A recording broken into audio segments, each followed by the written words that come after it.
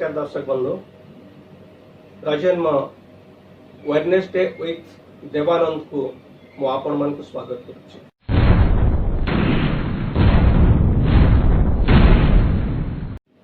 दर्शक बंधु आज कार्यक्रम को आम दुईटी भाग में विभक्त करिछु। प्रथम भागटी रही मो एवं मो कविता जहाँ आम गत 2 सप्ताह है शुणी आसुचे से संपर्क एवं द्वितीयटी रही कथाकार सत्यप्रिय महाली सहित एक साक्षात्कार। तेरे दर्शक बंधु एबे आम प्रथम पर्यायर कार्यक्रम टी आरंभ करवा। 1993 मसीहा मोर प्रथम पुस्तक अंधकार स्वर प्रकाश पाए प्रकाशक थिले बुकर्णिका प्रकाशने चारका। यह एक नाटक पुस्तक रही जो पुस्तक टी भितर 4 गोटी नाटक थिला एवं नाटक लिखुवा लोकटा गप लिखुवा लोकटा पर समय कविता को भल पाई बसिला एवं कविता भी लिखिला एवं जो कविता मु विगत 2 सप्ताह आपण मान को सुनाई चली से कवितार बा कविता संकलन इच्छा मतिर आज आसंतु सुनिबा पंचम कविताटी को। तांको साथे तम पद चिन्ह पाई जमुना पालटिछि रूपवंत गर्भरे तार 7 सिंधुर जल करुछि तम कलसी से पूर्ण छाती तार तम पाद अलतार दाग जेमिति की भार भार पद्मर संभार जेमिति की भार भार पद्मर संभार एबे एबे जमुना लागे तमको बेसी निजर एबे एबे जमुना लागे तमको बेसी निजर तांको साथे प्रियर मिलनर तीर्थस्थल स्वामी परिवार घर ठारू यथेष्ट प्रशस्त इच्छारे तमे जमुना कूल को आस फेर भी निज इच्छारे तांको आसीबार अहेतुक विलंब रे अभिमान रे छलना करो किंतु पाखरे पाइबा परे तांको सबे अभिमान को तुच्छ करे सबु अभिमान को तुच्छ करे आखिरे आखिरे अपना नील आखिरे कि मंत्र देख के जानी देखिबा मात्रे बहुदिन बंधे थिबा तम पृथ्वी रे अकस्मात शस्य उपजिबार क्षमता आसे नील हाथरे के जानी कि जादू थाए स्पर्शिबा मात्रे फिटी पड़े तम चूर्ण कुंतल बिंची हो जाए बौड़ फूलर बास सचराचर देह मनरे शिहरण मुदी जाऊथुब आखि भितरे स्वप्न स्वप्न सब अनाबना जुग जुगर स्वप्न सब अनाबना जुग जुगर पालटी जाए सारा शरीर अवयव खंडे बंशीर पालटी जाए सारा शरीर अवयव खंडे बंशीर तांको पाइबा मात्रे तमे ही रुह नाही पालटी जाओ भिन्न किछि तमको लागे तमे आउ तमे नुह तमको लागे तमे आउ तमे नुह जमुना भी जमुना नुहे सीए आउ सीए नुहंते तांको हस हस नुहे तांको स्पर्श स्पर्श नुहे नाही नाही रो दुनिया भितरे केवल गोटिए हाँ से तो प्रतिश्रुति फेरी आसीपार से तो प्रतिश्रुति फेरी आसीपार आसीबा को प्रतिश्रुति दे फेरी पड़ तमे पूर्व निर्धारित संसार भीतर को बार बार आसीबा को प्रतिश्रुति दे फेरी पड़ तमे पूर्व निर्धारित संसार भीतर को बार बार इच्छारे तमे इच्छा मते दिन तो कटुची तम एबे एमिति दिन तो कटुची तम एबे एमिति दिन तो कटुची तम एबे एमिति दिन तो कटुची तम एबे एमिति। एबे कार्यक्रम द्वितीय परिचय आमे किछि समय बितेबा कथाकार सत्यप्रिय महाली सहित। किछि दिन तले दृश्य श्राव्य साहित्य पत्रिका प्रजन्म तार 23तम संख्यारे प्रस्तुत करिथिला सत्यप्रिय महाली संपर्क रे एक फीचर किंतु सीधा सड़क भाव में आम सहित कथा सुजोग पाई नथिलु। आज से सुजोग आमे पाइछे एवं सीधा सड़क भाव में तांको सहित कथा हवा। तेबे कथा हवा पूर्व आसंतु से 23तम संख्यार से फीचर टिके झलक वर्तमान देखि नबा।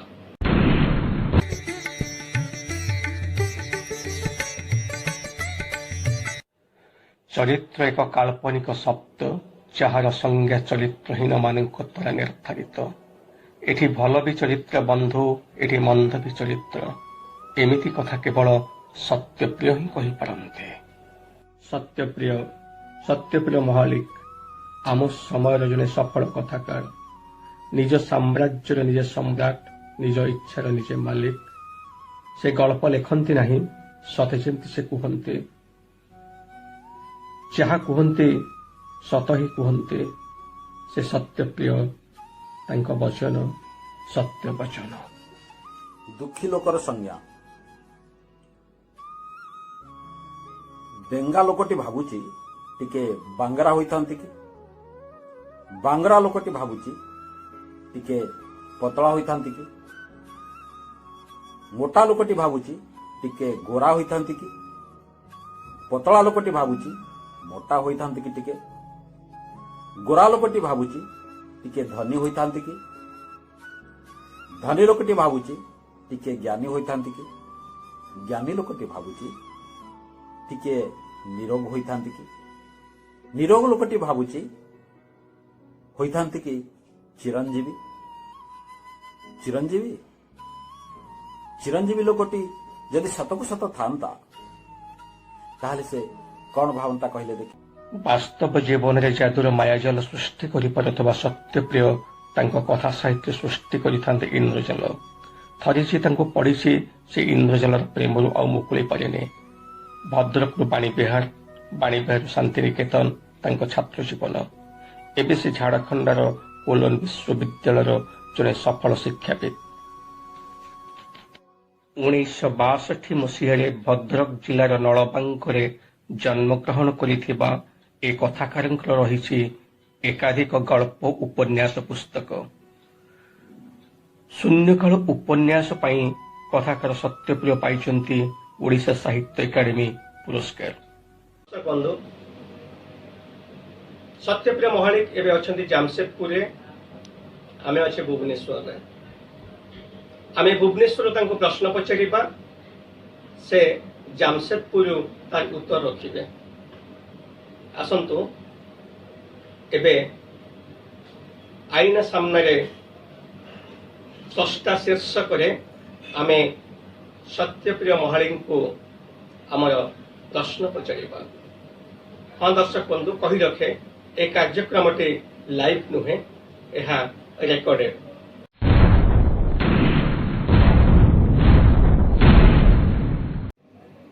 सर विलंब हेले भी 2011 मसीह आपण शून्यकाल उपन्यास पाई ओडिशा साहित्य एकाडेमी पुरस्कार प्राप्त हेले।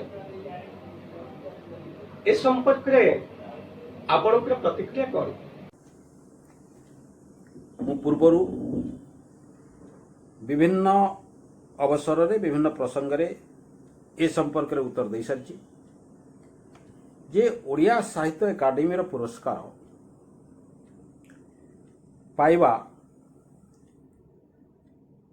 मो पाई एक आकस्मिक खबर थिला। मु पूर्वर मध्य एक कथा कहिछि जे मो पूर्वरु बहु वरिष्ठ एवं योग्य लेखक ये पुरस्कार पाइबारु वंचित ही रही। प्रथमे सेमानकु मिलिथिले मु सबुठु बेसी खुशी होइतांती। द्वितीय कथा हला जे ओडिशा साहित्य एकाडेमी पुरस्कार चयन पद्धति मोर विश्वास एक मेकानिज्म द्वारा परिचालित। से मेकानिज्म जो माने प्रणयन करिसंती एवं जो परिप्रेक्षी रे से पुरस्कार टिकु दिया जाए बा लेखक टिकु बछा जाए, सेथिरु स्वाभाविक भाव रे अनेक योग्य लेखक बा वरिष्ठ लेखक वंचित हेई पड़िबे। ତେଣୁ ଏଭଳି ପୁରସ୍କାର ମୋତେ ମିଳିଥିବା ଯୋଗୁଁ ମୁଁ ସାହିତ୍ୟ ଏକାଡେମୀକୁ କୃତଜ୍ଞତା ଜଣାଉଛି। କିନ୍ତୁ ସମପରିମାଣରେ ମଧ୍ୟ ମୁଁ ଦୁଃଖିତ ଯେ ବହୁ ଯୋଗ୍ୟ ଲେଖକ, ବରିଷ୍ଠ ଲେଖକ ଏଯାବତ୍ ସାହିତ୍ୟ ଏକାଡେମୀ ପୁରସ୍କାରରୁ ବଞ୍ଚିତ ହୋଇ ରହିଛନ୍ତି। ସେ ପାଇଁ ମୁଁ ଦୁଃଖୀ।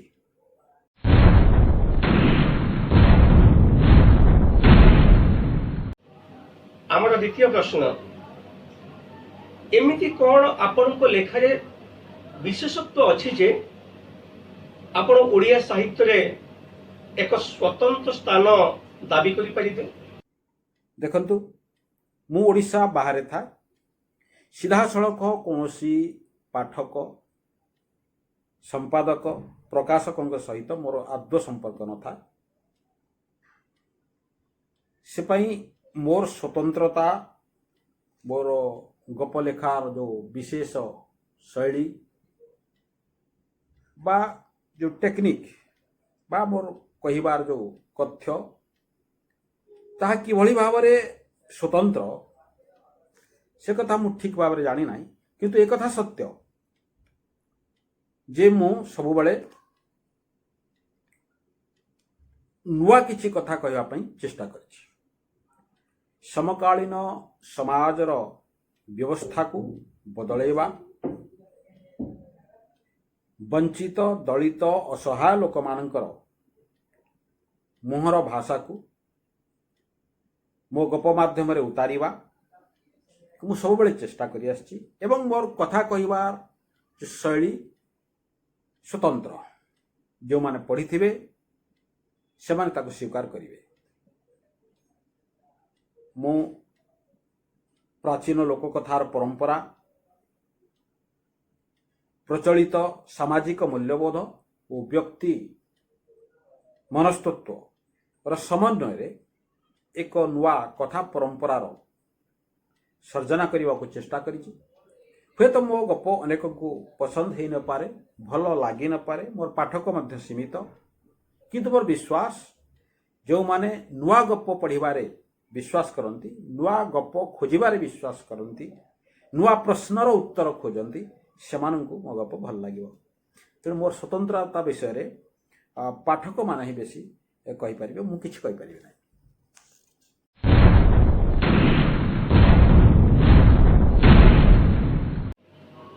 ଆପଣଙ୍କ କଥା ସାହିତ୍ୟରେ ଥାଏ ଅପ୍ରିୟ ସତ୍ୟର ଉଦ୍ଗୀରଣ ଓ ଅନମନୀୟ ବେସାଲିସ, କାହିଁକି? ମୁଁ ବ୍ୟକ୍ତିଗତ ଜୀବନରେ କେତେକ ସାକ୍ଷାତକାରରେ ମୁଁ ପ୍ରସଙ୍ଗରେ ଆଲୋଚନା କରିଛି ଯେ ବ୍ୟକ୍ତିଗତ ଜୀବନରେ ମୁଁ ଅନେକ ପରିମାଣରେ ସାମାଜିକ ପ୍ରଥା ବା ବ୍ୟବସ୍ଥା ବିରୁଦ୍ଧରେ ସ୍ୱର ଉଠେଇଛି। ଏପରି ହେବାର କାରଣ ହେଉଛି ଯେ ମୁଁ ଯେଉଁ ସମାଜ, ଯେଉଁ ପରମ୍ପରା, ଯେଉଁ ପରିବେଶରେ ବଡ଼ ହେଇଛି, ସେ ପରିବେଶରେ ମୋ ଭଳି ଅଧିକାଂଶ ଲୋକଙ୍କର ଅସହାୟତା, ଦୁଃଖ, ଦୈନ୍ୟ ଦେଖିଛି ଏବଂ ଖୁବ୍ ନିକଟରୁ ଦେଖିଛି। ଆପଣ ଯଦି ମୋର କଭର ଷ୍ଟୋରି ଉପନ୍ୟାସଟି ପଢ଼ିଥିବେ, 4 ବର୍ଷର ନାବାଳିକା ଧର୍ଷିତା, ସେ ଉପନ୍ୟାସର ମୁଁ ନିଜେ ହିଁ ନାୟକ ନୁହେଁ, ଅନ୍ତତଃ ସେ ଉପନ୍ୟାସର ମୁଁ ନିଜେ ଏକ ଚରିତ୍ର ଏବଂ ସେ ଘଟଣାଟି ଅର୍ଦ୍ଧସତ୍ୟ। ମୋ ଆଖିରେ ଦେଖିଥିବା, ଅଙ୍ଗେ ନିଭେଇଥିବା ଏକ ସାମାଜିକ ଅବ୍ୟବସ୍ଥାର ଦସ୍ତାବିଜ ମୁଁ ତିଆରି କରିଛି। ଯେତେବେଳେ ସତ କଥା କହିବାକୁ ମୁଁ ଚେଷ୍ଟା କରିଛି, ସେତେବେଳେ ଲୋକ ତାକୁ ଗପ ବୋଲି ଭାବିଛନ୍ତି। ଯେତେବେଳେ ମୁଁ ଗପ କହିଛି, ସେତେବେଳେ ଲୋକ ତାକୁ ସତ କଥା ବୋଲି ଭାବିଛନ୍ତି। ତେଣୁ ଅନେକ ସମୟରେ ମୁଁ ଦେଖିଛି ଯେ ଆମ ଗପ ସବୁ ସତ କଥାଠାରୁ ଆହୁରି ଅଧିକ ବିଶ୍ୱାସଯୋଗ୍ୟ ଏବଂ ଭୟଙ୍କର। ତେଣୁ ଏଭଳି ଏକ ଅବ୍ୟବସ୍ଥିତ, ଏଭଳି ଏକ संकटग्रस्त समय एवं समाज रे बंचुथिबा जड़े कथाकार जो चरित्र मानकर भाषा को ता गप माध्यम प्रकाश करिवो से बेसालिस हेबो ही हेबो, से नमनीय हेबो नाही। खास करी मु मो गप लिखला बेले मु प्रश्न पचारे, सत्ता को प्रश्न पचारे, व्यवस्था को प्रश्न पचारे, प्रश्नर नुआ उत्तर खोजे एवं भरोसा दिए जे मु प्रचलित व्यवस्था विरुद्ध एक नुआ व्यवस्थार स्वप्न देखे एवं देखाएबे। से पाई मो लेखा अनेकों को बेसालिस, अनमनीय, उग्र बा अहंकारग्रस्त बोली लागे मो नाचार।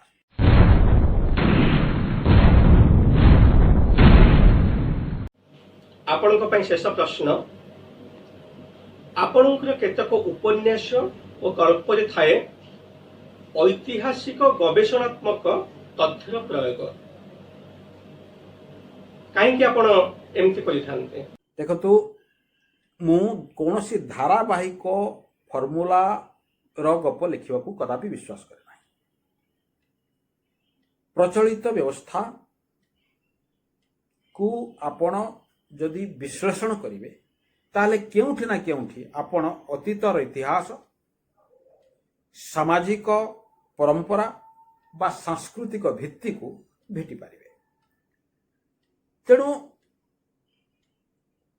निर्दिष्ट भाव रे गोटे फिक्शनल ट्रू को आपण जेते बेले उपन्यास रे उतारिबे, कहानी रे उतारिबे, सेते बेले आपण को ताहा लागिवो नोवेलाइज्ड हिस्ट्रियोग्राफी परि। जो कथाटी को मिलान कुंदेरा मध्य स्वीकार करछन्ति, से कहउछन्ति, से गोटे शब्द प्रयोग करछन्ति जे नोवेलाइज्ड हिस्ट्रियोग्राफी, इतिहास एवं कहानी या भीतर थिवा जो गैप, जो अदृश्य गैपटी आपण देखिबे बा संजोग सेतुटी देखिबे, से संजोग सेतु बा गैप ये उभयविध परिस्थिति को जड़े कथाकार, जड़े औपन्यासिक वर्तमान परिप्रेक्षी रे विचार करिवो। इतिहास रे घटितिवा घटना एवं वर्तमान परिप्रेक्षी रे तार पुनरावृत्ति, जेपरिक मोर न्यूटोपिया उपन्यास रे आपण पाई परिबे। इतिहास रे आदिवासी जनजीवनर परंपरा परिवर्तित अवस्था रे किभଳି अपरिवर्तनीय एवं संघर्षशील दुईटी कथा को मु गवेषणा माध्यम उपस्थापन करी। ठीक से परी मोर सरी नथिबा एक लोक कथा गप सांताल विद्रोहर कहानी, हुल आंदोलनर मूलभित्ति उपरे से कहानीटी गठित। सेते बेले East India Company rail line बिछेबा पई सांताल परगणार जेते बेले सांताल लोकमानंकर जमी स्थानीय ठेकेदार बा जमीदार मानक द्वारा जोर जबरदस्ती किणुथिला बा छड़े नौथिला एवं तांको विस्थापित कर दिया जाउथिला, ता विरुद्ध रे समान आंदोलन करथिले। एवं सेही कंपनी इरो जो भित्ति आरंभ होता हुल आंदोलन रे से कंपनी कर्तृक आज परिप्रेक्षी आपण विचार करी देखंतु केते मल्टीनेशनल कंपनी आम भिटामाटी रु आमको वंचित करी, आमको उच्छेद करी सेमानंकर उद्देश्य को प्रतिफलित करुछन्ति। तेणु इतिहास वर्तमान परिप्रेक्षी रे विचार करिवार अवसर केवल कहानी रे थाए। तेणु मु मोर अधिकांश गल्प उपन्यास रे से इतिहास, पुरा कथा, किंवदंती, कहानी को भित्ति करी वर्तमान परिप्रेक्षी रे विचार करे बा देखाए। ताहा ही हुए तो मो कथा साहित्यर आउ एक विशेषत्व।